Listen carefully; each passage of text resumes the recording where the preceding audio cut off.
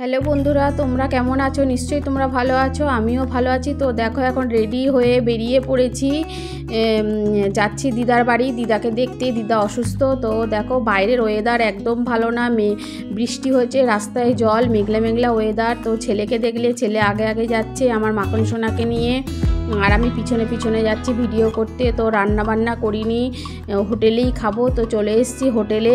তো রান্না করতে গেলে সেই রান্না করো, তারপর আবার মাজা ধোয়া এসব করে বেরোতে হবে, তো অনেক দেরি হয়ে যাবে। সেই জন্যে ঘরের কাজ করে পুজো করে তো বেরিয়ে পড়েছি ছেলে আর আমি, যে হোটেলে খেয়ে নেবো বলে। তো দেখো, হোটেলে অর্ডার করেছি ভাত, আর এখানে আছে ডাল, এটা থালি, এর মধ্যে ওরা যেটা এক এক দিন এক এক রকম দেয়। এখানে শুক্তো আছে, আর এখানে দেখো বেগুন আলু বড়ি দিয়ে একটা তরকারি, আর ডালের সাথে পাঁপড় ভাজা আর ঝুরি ঝুরি আলু ভাজা, আর এখানে দেখো এক পিস মাছ আছে, মাছের ঝোল।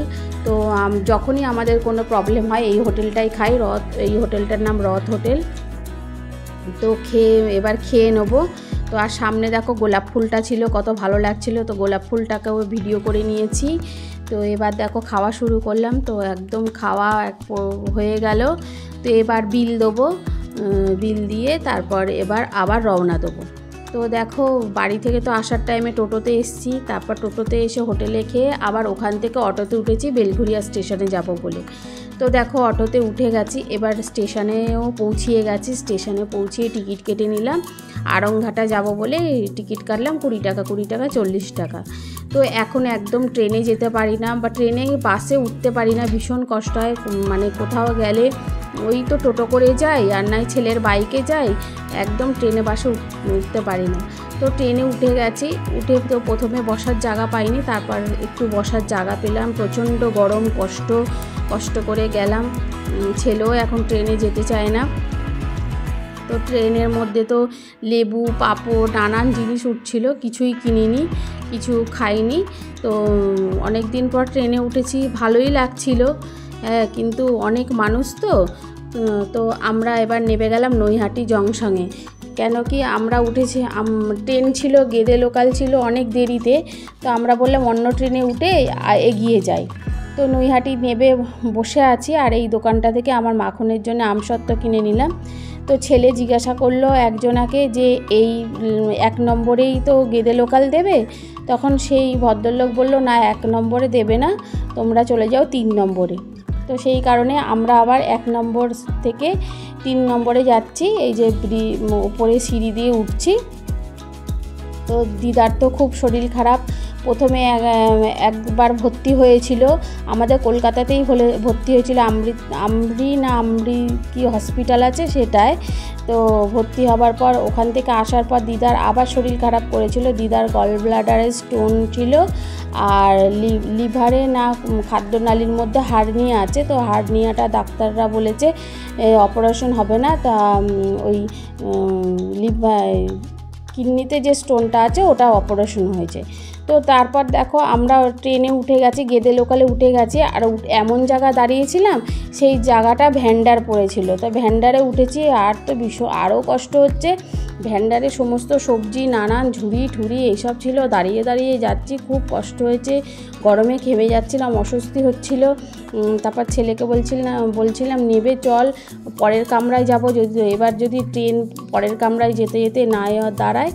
তো তারপর আড়ংঘাটায় নেমে গেছি। এদিকে মিষ্টির দোকান থেকে মিষ্টি নিয়ে নিলাম। মিষ্টি নিয়ে ওই যে খুচরো টাকাটা ফেরত দিল, 500 টাকার নোট দিয়েছিলাম। তো দেখো, দিদার বাড়ির রাস্তায়, দিদার বাড়ি হচ্ছে একদম স্টেশনের সামনেই, মানে স্টেশন থেকে নামো, 2 পা হাঁটো, বাড়িতে ঢুকে যাবে। কোনো মানে টোটো, বাস, অটো কোনো কিচ্ছু নয়, যেরকম আমাদের বাড়ি থেকে এলে টোটো, বাস, অটো লাগে। তো এবার এসে ফ্রেশ হয়ে দেখো দিদার ঠাকুর ঘরে চলে এসেছি।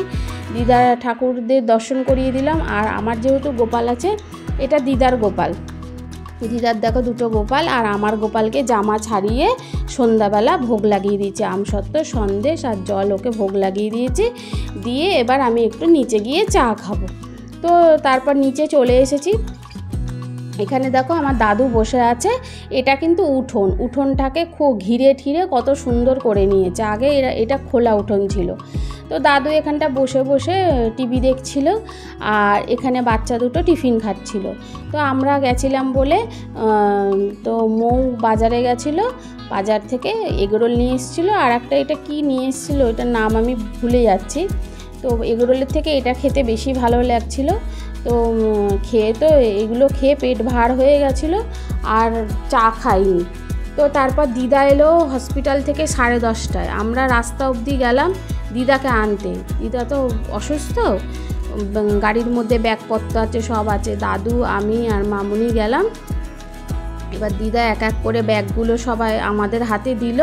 এবার দিদা দেখো গাড়ি থেকে নামছে, হসপিটাল থেকে এলো, মানে কলকাতা থেকে বেরিয়েছে 4টে, আস্তে আস্তে রাত্রি 10:30টা বেজে গেছে। তো এই দিদা নামছে, অপারেশন হয়েছে তো একটু কষ্ট হচ্ছে। হ্যাঁ, তো দিদা অনেক দিন ধরে বলছিল, প্রথমে হসপিটালে ভর্তি হয়েছিল, তখনও বলছিল আয় আয় ভিকি, আর তুই দেখা করে যা, আয়। তারপর মেজোও বলছে আয় আয়, সেই কারণে আরও দিদাকে দেখতে আসা। অসুস্থ মানুষ বারবার ডাকছে। তো এখানে দিদা বসে কথা বলছিল। তো এবার দেখো রাত্রিরের খাবার খেতে চলে এলাম। তো অনেকটা আমাকে ভাত দিয়েছিল, আমি বললাম ভাত তুলে নিতে, এত ভাত খাবো না, এগরোল খেয়েছি, তার সাথে আর একটা খেয়েছি, পেট একদম ভরা আছে, অল্প ভাত দিতে। তো রাতের দেখো মানে দুপুরে যা রান্না হয়েছিল সেই দিয়ে কোনো রকম রাতে চালিয়ে নিলাম। এখানে ডাল হয়েছে, আর সকালে মনে হয় ঘুগনি হয়েছিল, সেই ঘুগনি দিয়েছে। আর এখানে দেখো দাদু দিদা খাচ্ছে ডালিয়া, দাদু দিদা ডালিয়া না ওটস খাচ্ছে, আর এদিকে হাওয়া দিচ্ছে বাচ্চাটা। কারেন্ট চলে গেছিলো, আমরা খেতে বসেছি আর কারেন্ট ফট করে চলে গেছে। তো কারেন্ট যাওয়াতে খুব কষ্ট হয়েছে গরমে খেতে। তারপর খাওয়ার শেষের দিকে আবার কারেন্ট চলে এসছে।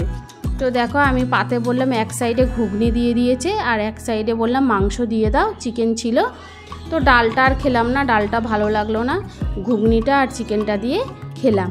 তো এতটুকুনি। আমার ভিডিওটা ভালো লাগলে বন্ধুরা একটা লাইক আর সাবস্ক্রাইব করে দেবে। তোমরা যে যেখানে আছো সবাই ভালো থাকো, সুস্থ থাকো। Good night, tata.